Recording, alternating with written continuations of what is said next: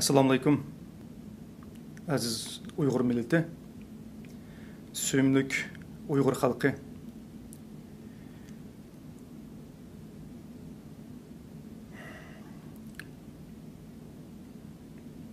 Aziz qarindoshlarım,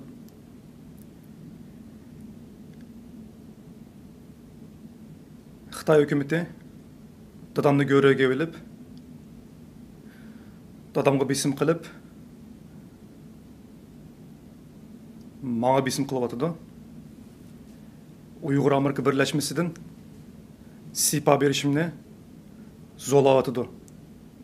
Shunga hozirgi ko'rayotgan qarindoshlarim va bundan keyin ko'rayotgan qarindoshlarim, mening ovozimni qancha jiq yetkazsanglar shuncha yaxshi, qancha tez yetkazsanglar shuncha yaxshi. Xitoy hukumatiga men javob bergili chiqdim.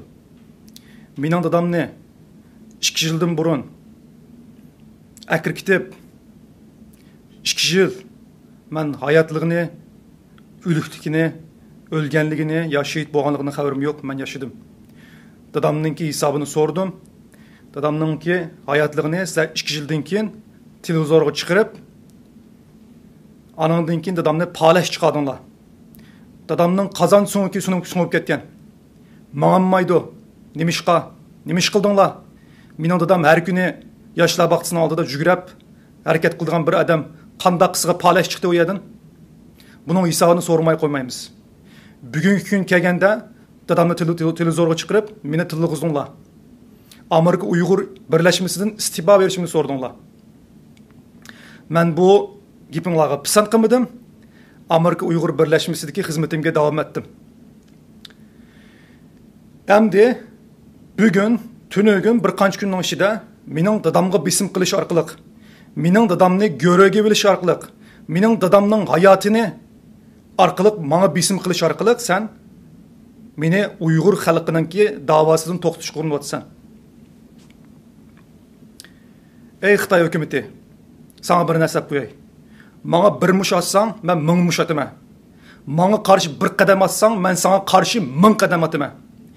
Dadamni go'riga bilib, menga bisim qilganliging uchun men hozir mush Amerikada, mush Ro'z Ramzonda qo'rqib qolmadim, titrab qolmadim.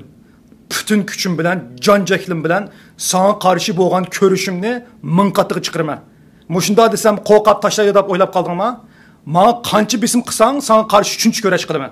Ya ma jon majruhdan chiqdi-do, ya men bu vaqtimda sana qarshi bütün hujayram bilan, chechim bilan, quluqim bilan, tishtirniqim bilan sana qarshi ko'rash qilaman. Ey Xitoy hukumati, mani sen tarjima qilib avatib qo'y qishingdagi kalvalarga. Seninki halokating yaqinlab qoldi. Sening kalva siyosatlaringni tufaylidan, o'zingni dunyoga podshohlikni bak oldirib ketganliging tufaylidan bütün dunyo sana qarshi dushman hozir.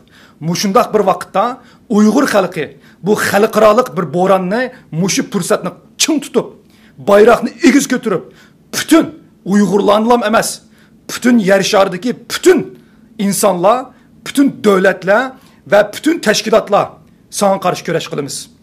Seni yo'q qilamiz. Sen bizni yo'q qilmoqchiding-ku, biz sana qarshi kurash qilamiz.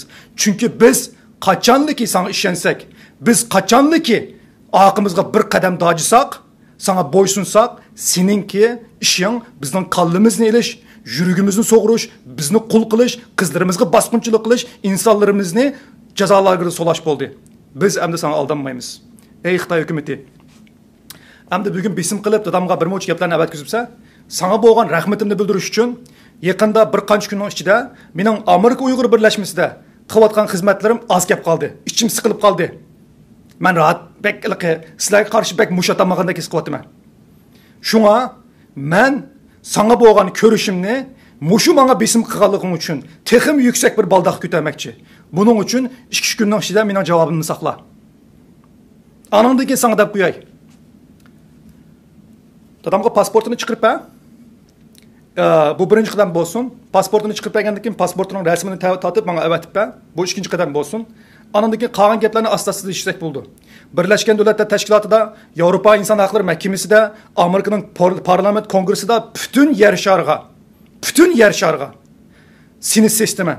Dadamның hayatlığı, dadamның avazi, senin özünün kanalda çıkan videorun dadamның hayatliginin isbati. Mening dadamni davolatsa, qazan so'ng keyin nima deb sunib ketdi, shuni hisobini bersa. Anandan keyin qolgan gaplarni qolgan vaqtda deyishimiz. Aziz Uyg'ur qarindoshlarim, videomni qapamay taqib qo'yinglar.